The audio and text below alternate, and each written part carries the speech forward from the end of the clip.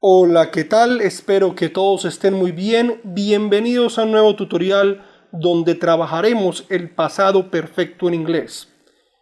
Y con las tres frases que ven en este momento en pantalla, trabajaremos las transiciones afirmativa, negativa, interrogativa del pasado perfecto. Pero antes de comenzar con la traducción de frases, palabra por palabra, veamos una pequeña explicación gramatical concerniente a las preposiciones. Básicamente vamos a trabajar una forma o estructura gramatical muy sencilla, cuya regla correspondiente dice que en inglés, después de preposiciones, se usan gerundios. Y esto correspondería en español al uso de infinitivos después de preposiciones. Para aclarar más el asunto, veamos algunas frases en español. En la primera frase, la cláusula preposicional es en vez de, seguida del infinitivo ir. En la segunda frase, la preposición es sin y es seguida del infinitivo comer. Y en la tercera frase, la preposición es con, seguida del infinitivo engañar. Pasemos a las traducciones de estas frases al inglés, pero no nos enfoquemos en las frases completas. Más bien enfoquémonos en las traducciones de estas palabras resaltadas en negrilla, es decir, en las combinaciones de preposiciones con infinitivo.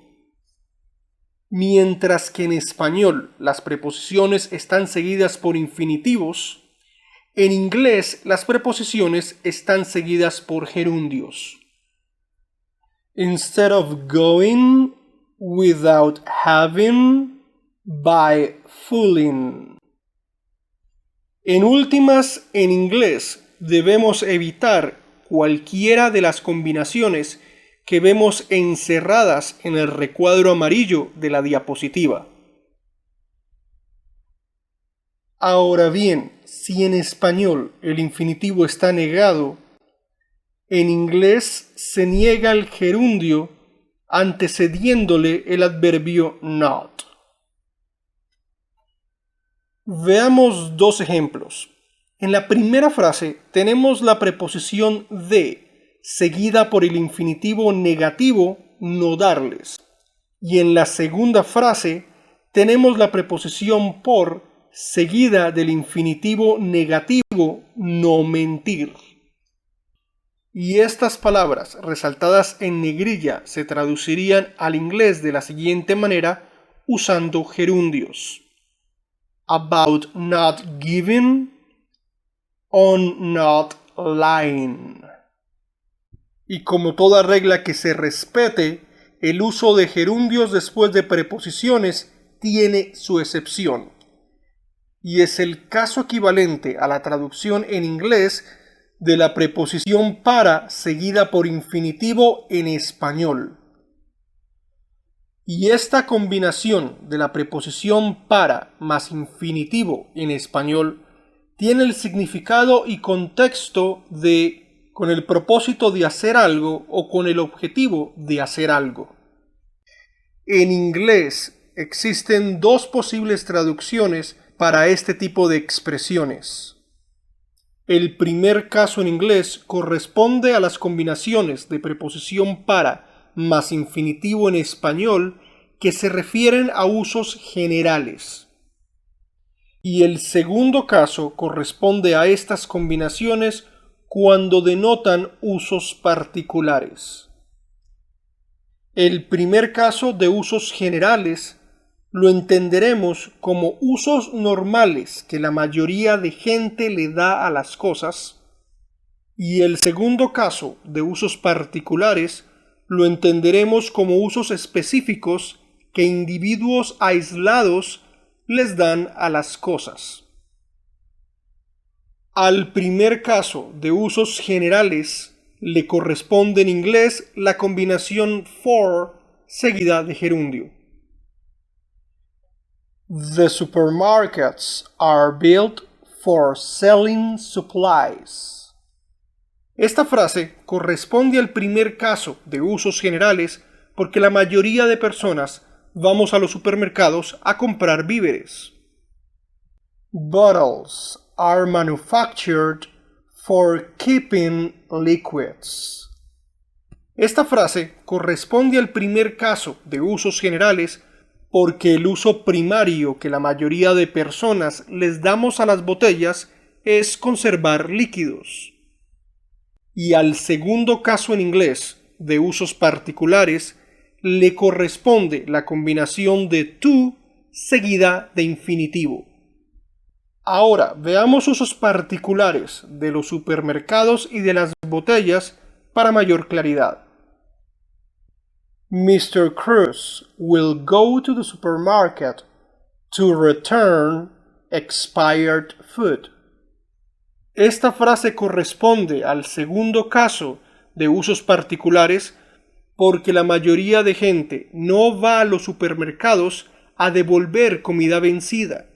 Solamente un pequeño porcentaje de los clientes de los supermercados hace esto. I used these empty bottles to decorate my restaurant. Esta frase corresponde al segundo caso de usos particulares porque la mayoría de personas botan a la basura las botellas vacías. Solamente un pequeño porcentaje de personas usan botellas vacías para decoración. Comencemos con la traducción de la primera frase, la afirmación de este ciclo dedicado al pasado perfecto. Nuestro entrenador de rugby nos había regañado por llegar tarde a los entrenamientos. Como siempre, arrancamos con la identificación del tiempo gramatical de la frase. Y para eso cambiamos el tiempo de la expresión había regañado. Ahí tenemos en pantalla el presente, futuro y condicional de la expresión ha regañado, habrá regañado, habría regañado. El participio regañado no varió con los cambios de tiempo gramatical, por lo tanto, había es el verbo conjugado de la frase que vamos a traducir. Cuidado con confundir habría con ere, que corresponde al condicional, con había sin ere, que corresponde al pasado. Todas estas combinaciones de haber conjugado con un participio se conocen como los tiempos perfectos. Y específicamente la frase que vamos a traducir se encuentra en pasado perfecto. Según la estructura afirmativa que vemos en la parte superior de la diapositiva, el primer elemento a traducir es el sujeto. Y en la frase que vamos a traducir, el sujeto está compuesto por las 4 palabras señaladas con el corchete fucsia. El sustantivo como tal de este sujeto es entrenador. El resto de palabras son características que nos permiten saber de qué tipo de entrenador estamos hablando. En inglés, estas características se colocan antes del sustantivo y en inglés no hay necesidad de traducir la preposición de. Our rugby coach. Después de traducir el sujeto, el siguiente elemento a traducir es el verbo, que ustedes deben tener subrayado de morado en sus cuadros de colores. Su equivalente en inglés es had. Como ustedes ya saben, todas las palabras que quedaron sin chulear después de traducir el verbo son complementos. Quiero llamar la atención sobre 2 de esas palabras que quedaron sin chulear: el pronombre nos y el participio regañado. Para las ubicaciones de estas 2 palabras, tenemos que recordar la tercera posición de los action recipients, los receptores de la acción, subrayados con café en sus cuadros de colores. De acuerdo con la regla que vemos en la parte inferior de la pantalla, los pronombres objeto le ceden un puesto a los participios y gerundios. Entonces, en inglés, el orden de los complementos quedaría de la siguiente manera. Primero el participio, segundo el pronombre action recipient y tercero el bloque por llegar tarde a los entrenamientos. Muy bien, esta sería la pronunciación de la frase, incluyendo el participio y action recipient. Our rugby coach had reprimanded us. Fíjense que el tercer complemento en español comienza con una combinación de preposición seguida por infinitivo. Pero en inglés, en vez de infinitivos, usamos gerundios después de preposiciones. Este complemento entonces se diría en inglés for arriving late to the training sessions. Antes de pronunciar la frase completa en inglés, una última aclaración. En la anterior diapositiva, vimos que en inglés la combinación for seguida de gerundio equivale en español a la combinación de la preposición para seguida por infinitivo. Ambas estructuras se usan para hablar del propósito o el fin de hacer algo o de llevar a cabo alguna acción. En la frase actual que estamos traduciendo, en inglés también usamos la combinación for seguida de gerundio, pero el contexto es diferente. Este tercer complemento no tiene nada que ver ni con el propósito ni con el fin del regaño, ni contesta la pregunta ¿para qué nos había regañado? Más bien, este último complemento contesta a la pregunta ¿por qué nos había regañado?, refiriéndose a la causa del regaño. Y la frase completa en inglés se diría Our rugby coach had reprimanded us for arriving late to the training sessions. Pasemos entonces a la transición negativa con una nueva frase. El desilusionado entrenador no había regañado a los flojos atletas antes de ganar el campeonato. Como siempre, arrancamos con la identificación del tiempo gramatical de la frase. Y para eso cambiamos el tiempo de la expresión había regañado. Ahí tenemos en pantalla el presente, futuro y condicional de la expresión ha regañado, habrá regañado, habría regañado. El participio regañado no varió con los cambios de tiempo gramatical, por lo tanto, había es el verbo conjugado de la frase que vamos a traducir. Cuidado con confundir habría con ere, que corresponde al condicional, con había sin ere, que corresponde al pasado. Todas estas combinaciones de haber conjugado con un participio se conocen como los tiempos perfectos. Y específicamente la frase que vamos a traducir se encuentra en pasado perfecto. Normalmente seguiríamos la estructura negativa que tenemos en la parte superior de la pantalla, pero el pasado del verbo haber está incluido en la quinta regla, y eso nos obliga a descartar el auxiliar negado en nuestra traducción. Y como ustedes ya saben, para compensar la falta de auxiliar, negaremos con not después del verbo. Según la estructura negativa en la parte superior de la diapositiva, el primer elemento a traducir sería el sujeto. Y en la frase original en español, el sujeto está compuesto por las palabras señaladas por el corchete fucsia. Y su equivalente en inglés sería The Disappointed Coach. Después de traducir el sujeto, vendría el verbo negado, que se encuentra subrayado con morado en sus cuadros de colores. En inglés podríamos usar la negación had not o también la contracción hadn't.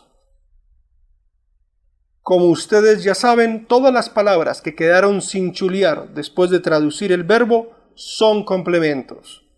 Y esta frase consta técnicamente de 3 complementos. El primer complemento es el participio regañado. El segundo complemento es el bloque correspondiente a los action recipients o receptores de la acción. Y el tercer y último complemento es el bloque que explica las circunstancias del regaño. Quiero hacer una pequeña observación antes de traducir los 2 primeros complementos. En inglés no hay necesidad de traducir la preposición a que antecede a los receptores de la acción en español.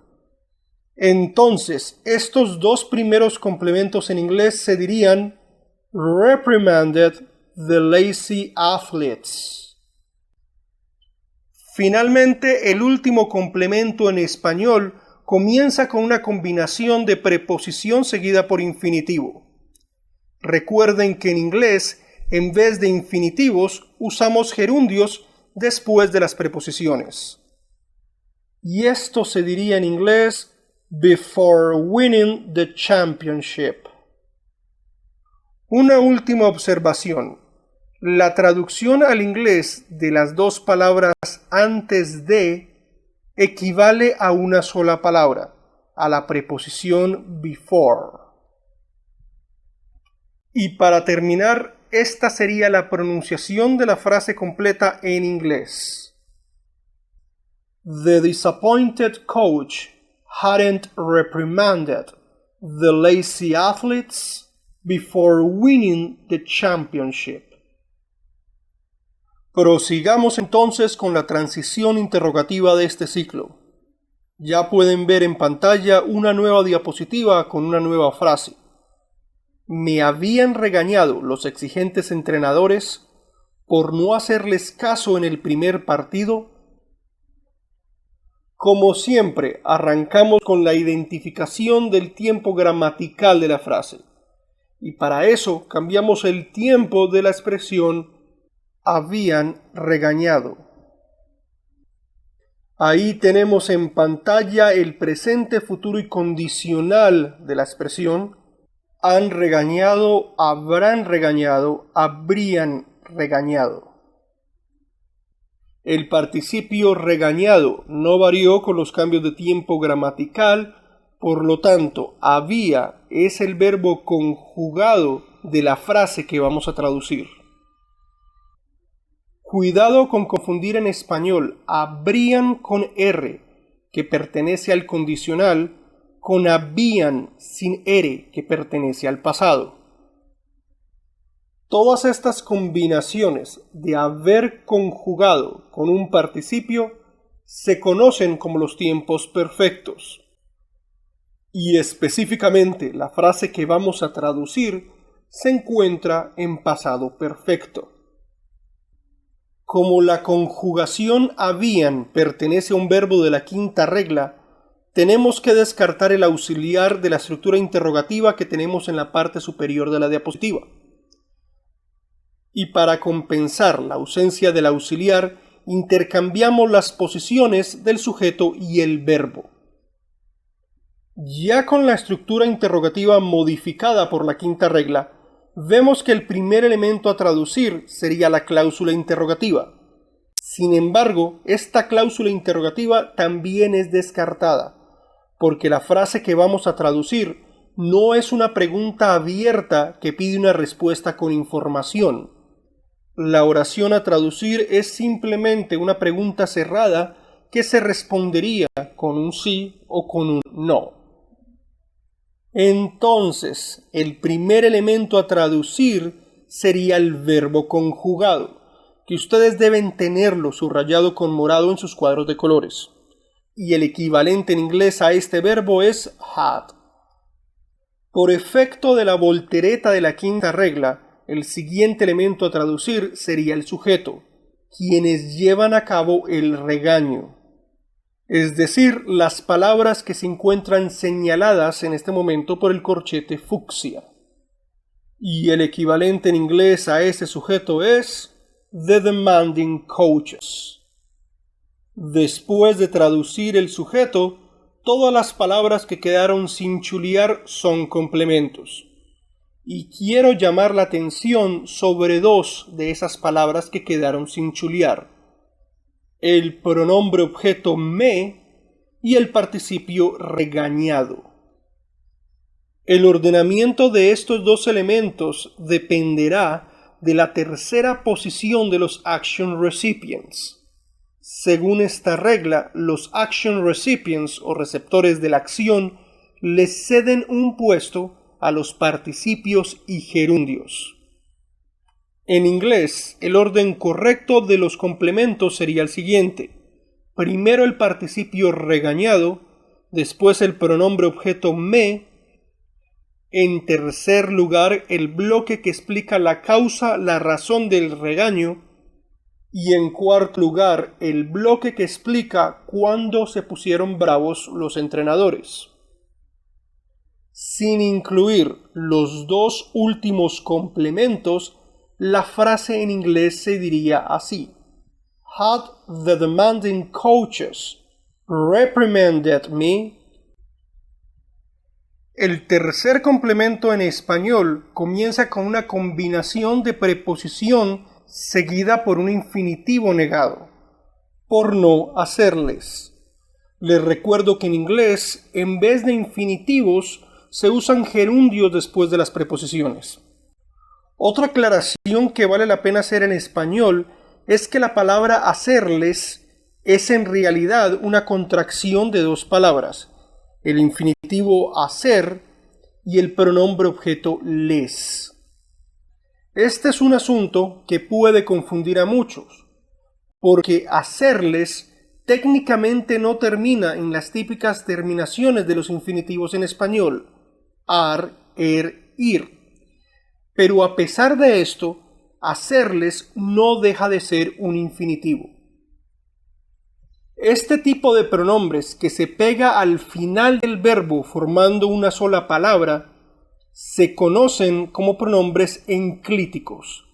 En la próxima lección veremos todos los casos de los pronombres enclíticos en español para que ustedes no se confundan con este asunto.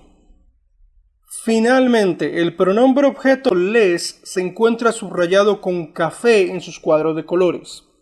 Y la elección de la traducción más válida de este pronombre al inglés dependerá de cómo interpretemos el contexto de la frase. Según el contexto, fueron los entrenadores a los que no se les hizo caso. Y los entrenadores como tal solamente pueden ser ubicados en el recuadro de la tercera persona del plural. Por lo tanto, usaremos en la traducción el action recipient subrayado con café de este recuadro en inglés. Muy bien, este tercer complemento se traduciría en inglés for not paying attention to them. En la anterior diapositiva vimos que en inglés la combinación for seguida de gerundio equivale en español a la combinación de la preposición para seguida por infinitivo. Ambas estructuras se usan para hablar del propósito o el fin de hacer algo o de llevar a cabo alguna acción. En la frase actual que estamos traduciendo, en inglés también usamos la combinación for seguida de gerundio, pero el contexto es diferente. Este tercer complemento no tiene nada que ver ni con el propósito ni con el fin del regaño, ni contesta a la pregunta ¿por qué me había regañado? Más bien, este último complemento contesta la pregunta ¿por qué me había regañado?, refiriéndose a la causa del regaño. Finalmente, el último complemento es muy sencillo, una traducción literal: in the first match. Y esta sería la pronunciación de la frase completa en inglés. had the demanding coaches reprimanded me for not paying attention to them in the first match? Y así hemos llegado al final de este tutorial. La próxima lección gramatical ya se encuentra disponible en mi canal de YouTube. Gracias por su atención y los espero en el próximo video.